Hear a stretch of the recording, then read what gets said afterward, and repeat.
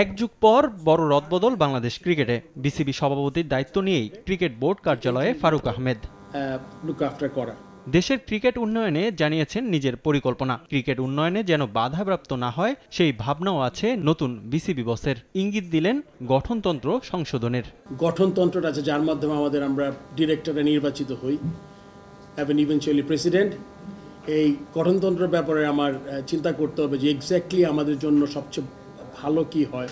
যদিও গঠনতন্ত্র আপনার নেক্সট ইয়ারে হয়তো ইলেকশন আছে আরেকটা, তার আগের মধ্যে আমাদের গঠনতন্ত্রটা হাত দিতে হবে এবং যেটা আমরা করব যাতে সত্যি যারা ক্রিকেট ভালোবাসে এবং ক্রিকেটের জন্য কিছু করতে চায় তাদের আসলে অগ্রাধিকার দেওয়া উচিত। গেল কয়েক বছর বাংলাদেশ জাতীয় দল নিয়ে ছিল নানা সমালোচনা।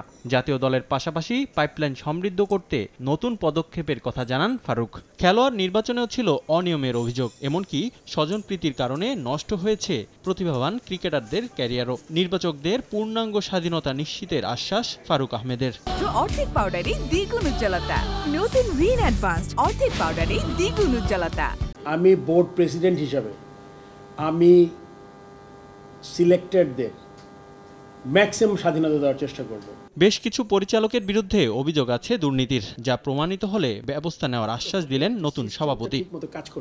বিসিবির নিজস্ব অর্থায়নে শেখ হাসিনা স্টেডিয়াম নির্মাণ নিয়ে ছিল অভিযোগ, যার নাম ইতিমধ্যে পরিবর্তনের নির্দেশ দিয়েছেন যুব ও ক্রীড়া উপদেষ্টা। তবে বিসিবি এ প্রজেক্ট নিয়ে কম নাটক হয়নি, ছিল তথ্য লুকোচুরি সহ নানা অভিযোগ। বিষয়গুলো খতিয়ে দেখা হবে বলে জানান বিসিবি প্রেসিডেন্ট। দুর্নীতির জন্য আপনার মনে করেন প্রথম তো কাগজগুলো ডেফিনেটলি দুর্নীতি তো আমি এক্স্যাক্টলি বুঝতে পারবো না, যে এক্সপার্ট তাদের তো সাহায্য নিতেই হবে।